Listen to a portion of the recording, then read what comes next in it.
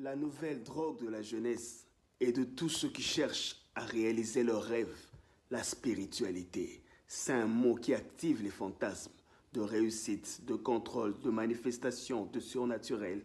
Oui, spiritualité, c'est une nouvelle drogue. Les gens courent partout, écoutent tout, apprennent de tout le monde. Ils veulent se connaître, ils veulent connaître, se sentir sachant, être manifestant. Oui, c'est la nouvelle drogue de cette génération.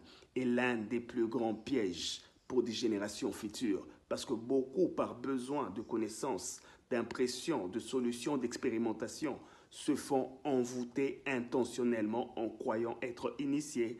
Or, la seule vraie initiation, c'est la maîtrise de la vie, avec ses principes simples d'harmonie et d'équilibre. La paix, l'amour, le respect de la nature, la connaissance des cycles, l'équilibre entre les rapports de force, hiérarchie, état vibratoire, gestion des fréquences. Oui, c'est un équilibre qui se fait patiemment dans un apprentissage constant et conscient.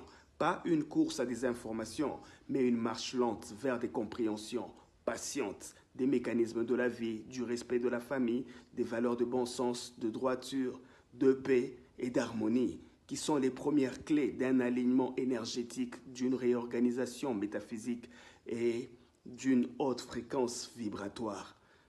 Mais beaucoup vont dans des magies, des sorcelleries, des envoûtements d'intentions par ignorance et des manipulations et des alliances avec des entités malveillantes juste pour manifester et croire connaître et expérimenter. Oui, la spiritualité est devenue une drogue trop dangereuse pour cette génération et une conséquence douloureuse pour des générations futures.